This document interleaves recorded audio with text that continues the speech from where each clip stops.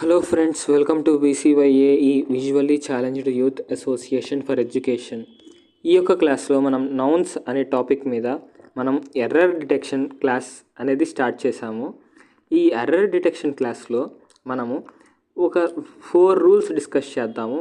ఆ 4 రూల్స్ ఏంటి, ఆ 4 రూల్స్ మీద ఎర్రర్స్ ఎట్లా ఫైండ్ అవుట్ చేయొచ్చు అనేది కూడా ఈ యొక్క క్లాస్లో మనం డిస్కస్ చేద్దాము. ఇప్పుడు మనం ఒక క్వశ్చన్ చూద్దాము. My sister has read pages after pages of the Bible అనేది ఒక సెంటెన్స్ అండి. ఈ సెంటెన్స్లో ఎర్రర్ ఫైండ్ అవుట్ చేయమని అడిగారు. ఏ సెంటెన్స్లో? My sister has read pages after pages of the Bible అని ఒక సెంటెన్స్లో. దీనికి సంబంధించిన ఒక రూల్ ఏంటి అని అంటే, ఒక నౌన్ ప్లూరల్ ఫామ్లో ఉండి 2 సార్లు రిపీట్ అయ్యి ఆ రెండిటికి మధ్యలో ఆఫ్టర్ అని వస్తే మొట్టమొదటి నౌను ఖచ్చితంగా సింగులర్ అవ్వాలి. ఓకేనా అండి? ఇప్పుడు పేజెస్ ఆఫ్టర్ పేజెస్ అనేది ఈ యొక్క సెంటెన్స్లో ఉంది. పేజెస్ అనేది నౌనే కదా, పేజెస్ అనేది ప్లూరల్ ఫామే కదా, ఆఫ్టర్ అనేది మధ్యలోనే ఉంది కదా, పేజెస్కి మధ్యలో. అంటే పేజెస్ ఆఫ్టర్ పేజెస్, పేజెస్ అనేది నౌను 2 సార్లు రిపీట్ అయింది పేజెస్ అనేది, ఈ రెండింటి మధ్యలో ఆఫ్టర్ అనేది వచ్చింది. కాబట్టి దీన్ని ఎర్రర్ అని మనం ఐడెంటిఫై చేసాం. కానీ కొన్నిసార్లు ఎగ్జామినేషన్ సెంటర్లో ఎగ్జామ్లో మనల్ని ఏమని అడుగుతారు? కరెక్ట్ ది సెంటెన్స్ అని అడుగుతారు. అట్లాంటప్పుడు ఏం చేయాలి అంటే, కరెక్ట్ ఫామ్ ఏంటి అని అంటే, దీనికి పేజెస్ ఆఫ్టర్ పేజెస్ అని ఉంటే ఆఫ్టర్కి ముందరున్న నౌన్కి ప్లూరల్ ఫామ్ తీసేయాలి.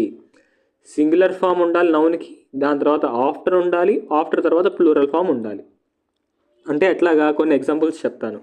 పేజ్ ఆఫ్టర్ పేజెస్ దీనికి correct form. Books after books అని ఉంటే కనుక book after books. Tables after tables అని ఉంటే కనుక టేబుల్ ఆఫ్టర్ టేబుల్స్ అని ఇట్లా రాయాల్సి ఉంటుంది. అర్థమైంది అనుకుంటున్నా ఈ రూల్ నెంబర్ 1. ఈ రూల్ నెంబర్ 1ని బేస్ చేసుకొని ఇంకో క్వశ్చన్ చెప్తానండి. Speakers after speakers came on to the stage to perform. Speakers after speakers came on to the stage to perform అనేది ఇంకో సెంటెన్స్ అండి. దీంట్లో మీకు ఖచ్చితంగా నాకు తెలిసినంత వరకు మీకు అర్థమై ఉంటుంది ఈ సెంటెన్స్లో ఎర్రర్ ఏంటి అనేది. కానీ ఎందుకన్నా మంచిది, నేను ఒకసారి మళ్ళీ ఎక్స్ప్లెయిన్ చేస్తాను.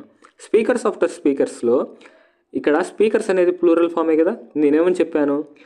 సింగులర్ ఫామ్ నౌన్కి సింగులర్ ఫామ్ ఉండాలి, దాని తర్వాత ఆఫ్టర్ ఉండాలి, దాని తర్వాత ప్లూరల్ ఫామ్ ఉండాలి. అంటే స్పీకర్ ఆఫ్టర్ స్పీకర్స్ అనేది కరెక్ట్ అవుతుంది అనమాట. ఓకేనా? ఇప్పుడు క్వశ్చన్స్ బేస్డ్ ఆన్ రూల్ 2, 2వ రూల్కి సంబంధించిన క్వశ్చన్స్ చూద్దామండి. ఈ 2వ రూల్ అని చెప్పడం కంటే స్ట్రేంజ్ నౌన్స్లో 3rd టైప్ అని చెప్పడం బెస్ట్. నేను దేనికి అంటే, లాస్ట్ వీడియోలో 3rd టైప్ స్ట్రేంజ్ నౌన్స్లో 3rd టైప్ నేను ఎక్స్ప్లెయిన్ చేశాను. స్ట్రేంజ్ నౌన్స్ అనేది ఎర్రర్ డిటెక్షన్లో చాలా కీ రోల్ ప్లే చేస్తుంది అనమాట.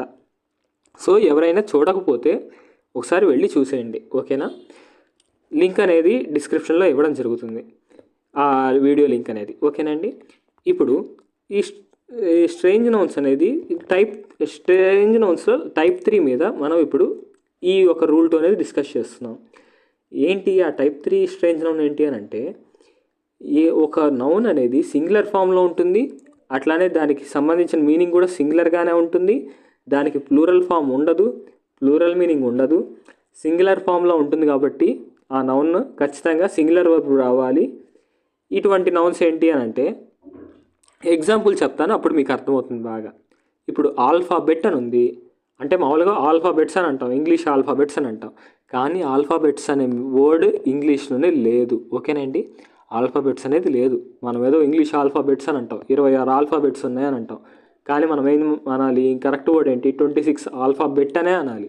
ఆల్ఫాబెట్స్ అనే వర్డ్ లేదు ఇంగ్లీష్లో. ఓకేనండి? ఆల్ఫాబెట్ అనాలి.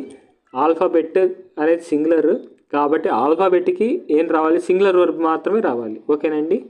ఇట్లాగా ఫర్నిచర్ అనేది కూడా సింగులర్, అట్లానే ఇంకా లగేజ్ అనేది సింగులర్, ఇన్ఫర్మేషన్ అనేది సింగులర్, ఇట్లా చాలా రకమైన సింగులర్స్ ఉన్నాయి. ఓకేనండి? వాటికి ప్లూరల్ ఫామ్స్ అనేవి లేవు. ఓకేనండి? ఇప్పుడు నేను ఒక క్వశ్చన్ చెప్తాను, అంటే ఒక సెంటెన్స్ చెప్తాను. Some of his luggages was last in the train. ఓకేనండి? దీంట్లో లగేజెస్ అని ఉంది. లగేజెస్ అనేది ఎర్రర్ అండి. ఇప్పుడే చెప్పాను కదా, లగేజెస్ కానీ ఫర్నిచర్స్ కానీ ఆల్ఫాబెట్స్ కానీ ఇవన్నీ ఇంగ్లీష్ వర్డ్లోనే లేవు. మనం ఏదో మాట్లాడడానికి మాట్లాడతాం అంతే. ఓకే? కానీ లగేజెస్ అనే వర్డ్ ఇంగ్లీష్లో లేదు. తన లగేజ్ అనాలి. అంటే some of his luggage was gone in the train అనాలి. ఓకేనండి? Was last in the train అనాలి, అంతేగాని వర్ అనే వర్డ్ అసలు వాడకూడదు. ఓకేనండి. లగేజెస్ ఉంది కదా, లగేజెస్ అనేది ప్లూరల్ నౌన్ కదా, ప్లూరల్ నౌన్కి ప్లూరల్ వర్బ్ రావాలి కాబట్టి వర్ అనేది వాడాలి కదా అని మీరు అనుకుంటారు.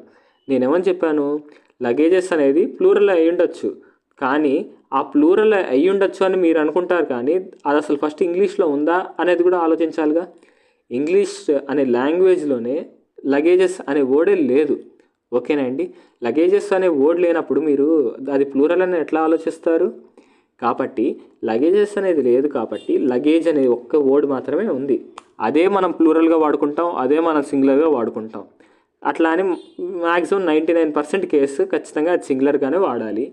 99% అది సింగులర్గానే వాడతాం కాబట్టి ఖచ్చితంగా సింగులర్ వర్బ్ మాత్రమే వచ్చి తీరుతుంది. ఓకేనా అండి. ఇప్పుడు నెక్స్ట్ ఇంకో క్వశ్చన్ చెప్తున్నాను ఇదే రూల్ 2 మీద.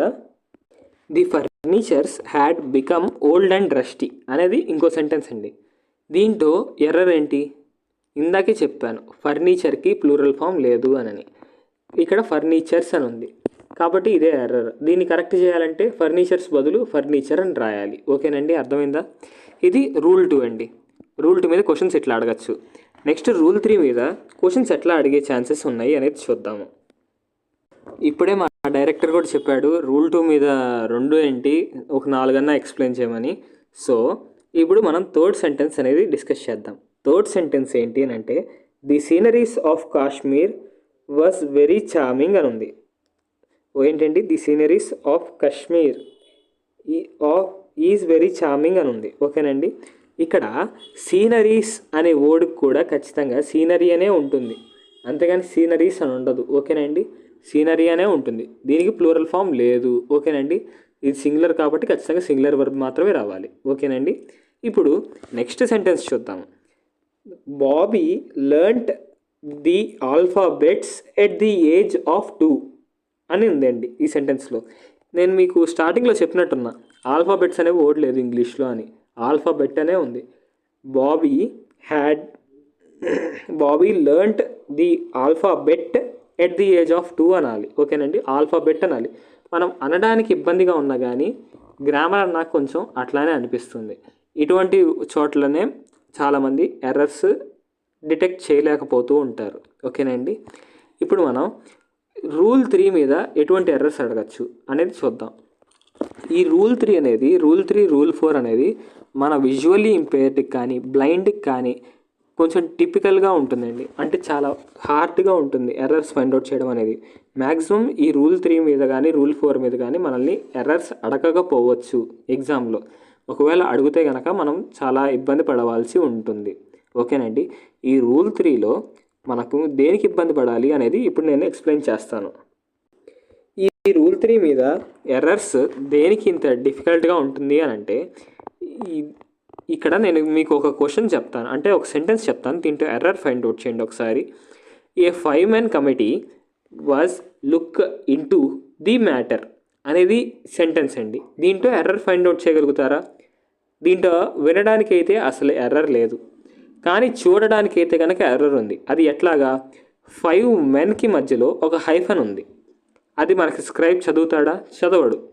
దేనికి అంటే అతను ఒక ఫ్లోలో చదువుకుంటూ వెళ్ళిపోతాడు, కానీ కామాలు, ఫుల్ స్టాప్లు, హైఫన్లు ఇవన్నీ చదివితే కనుక అక్కడ టైం వేస్ట్ అవుతుంది. అట్లానే మనకి ఎగ్జామ్లో మనం మిగతా క్వశ్చన్స్ అటెంప్ట్ చేసే ఛాన్స్ కూడా మనం మిస్ అవ్వడం జరుగుతుంది ఆ టైం వేస్ట్ అవ్వడం వల్ల.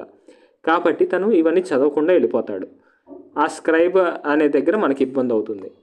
ఇక్కడ ఏ 5-man committee was look in to the matter అనే ఈ యొక్క సెంటెన్స్లో 5 menకి మధ్యలో హైఫన్ ఉంది, కానీ అక్కడ హైఫన్ ఉండకూడదు.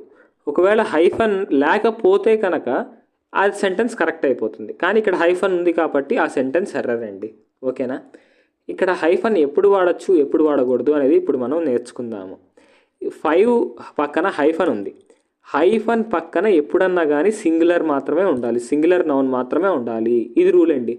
హైఫన్ పక్కన మెన్ ఉంది. ఓకేనా. మెన్ అనేది ప్లూరల్ కదా, ప్లూరల్ నౌన్ కదా, కాబట్టి ప్లూరల్ నౌన్ ఉండకూడదు. ఒకవేళ ఉంటే కనుక సింగులర్ నౌన్ ఉండాలి, లేదంటే అసలు ఆ హైఫనే ఎత్తేయాలి. ఓకేనండి. ఇది క్వశ్చన్ బేస్డ్ ఆన్ రూల్ 3. ఓకేనండి. ఇట్లాంటి క్వశ్చన్స్ అడిగే ఆస్కారం అయితే ఉంది, కానీ మ్యాక్సిమం మనల్ని అడగకపోవచ్చు అని నేను అనుకుంటున్నాను. అడుగుతారో అడగరో నాకు తెలియదు. కాకపోతే నా అనుకోవడం ఏంటంటే నేను అడగరు అనే అనుకుంటున్నాను. ఒకవేళ అడిగితే కనుక మనం చేసేది ఏమీ లేదు. ఓకేనా అండి. Next question based on rule 4. ఈ రూల్ 4 అనేది కూడా మనకు కొంచెం ఇబ్బందిగానే ఉంటుంది. దేనికి అంటే this is John's book on the table అనేది ఈ సెంటెన్స్ అండి. This is John's book on the table అనేది సెంటెన్స్. దీంట్లో ఎర్రర్ ఏమైనా ఉందా అని అడిగారు. కానీ మనకి ఏంటి, దీంట్లో వినడానికి అయితే కనుక ఎర్రర్ లేదు అని అంటాం. కానీ ఇక్కడ జాన్స్ అనే దగ్గర అపాస్ట్రఫియస్ లేదు. కానీ అక్కడ అపాస్ట్రఫియస్ పెట్టాలి. ఓకేనండి. అపాస్ట్రఫియస్ పెట్టాలి అంటే ఎస్కి ముందర అపాస్ట్రఫియస్ పెట్టాలి. అపాస్ట్రఫియస్ ఎప్పుడు పెడతాము అని అంటే యొక్క అనే మీనింగ్ వచ్చేటప్పుడు, తెలుగులో యొక్క అనే మీనింగ్ వచ్చేటప్పుడు ఖచ్చితంగా అపాస్ట్రఫియస్ పెడతాం. ఇది జాన్ యొక్క బుక్ అని, అతడి యొక్క బుక్ యొక్క అనే మీనింగ్ వస్తుంది కాబట్టి ఖచ్చితంగా అపాస్ట్రఫియస్ పెట్టాలి. కానీ చదవడానికి జాన్స్ బుక్ అని అంటాం. కానీ చూసేటప్పుడు మాత్రం ఒకవేళ అపాస్ట్రఫియస్ ఉన్నా అపాస్ట్రఫియస్ లేకపోయినా కానీ జాన్స్ బుక్ అనే చదువుతారు. కాబట్టి మనకి ఇబ్బంది కలుగుతూ ఉంటుంది. సో మ్యాక్సిమం ఇటువంటి క్వశ్చన్స్ అయితే కనుక మనల్ని అడగకపోవచ్చు. ఒకవేళ అడిగితే కనుక చేసేది ఏమీ లేదు, కంప్లైంట్ లెటర్ పెట్టుకోవడమే. ఇంకా నెక్స్ట్ వచ్చేసి మిగతా రూల్స్ అన్నీ నెక్స్ట్ వీడియోలో డిస్కస్ చేద్దామండి. ప్రస్తుతానికి ఈ 4 రూల్స్ మీద మీరు బాగా ఫోకస్ చేయండి, బాగా నేర్చుకోండి. నేను చెప్పిన ప్రతి ఒక్క రూల్ అనేది మీ ఒక వాయిస్ తోటి రికార్డ్ చేసుకొని ఆడియో ఫైల్స్ అనేది మీ దగ్గర పెట్టండి.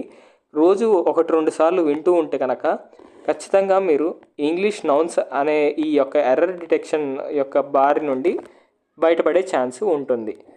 ఓకేనా అండి. మీకు కొన్ని హోంవర్క్ క్వశ్చన్స్ కూడా ఇవ్వడం జరుగుతుంది. కింద డిస్క్రిప్షన్లో ఫైల్ కూడా ఇవ్వడం జరుగుతుంది. దాంట్లో లాస్ట్ స్లైడ్లో హోంవర్క్ క్వశ్చన్స్ అనేవి ఉంటాయి. అవి కనుక మీరు నేర్చుకోగలిగితే కనుక అంటే ట్రై చేయండి.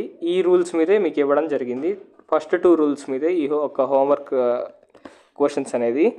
ఒకవేళ నా యొక్క ఎక్స్ప్లెనేషన్ కనుక మీకు నచ్చినట్టయితే మాకు సపోర్ట్ చేయడం కోసమని, అంటే మా యొక్క ఈ వీడియోని రీచ్ అవ్వడానికి కోసమని ఒక లైక్ చేయండి. అట్లానే మీ యొక్క విజువల్లీ ఇంపైర్డ్ ఫ్రెండ్స్కి షేర్ చేయండి. అట్లానే ఈ యొక్క ఛానల్ని సబ్స్క్రైబ్ చేసుకోండి. Thanks to VCYA. Thanks for watching this video. Thank you.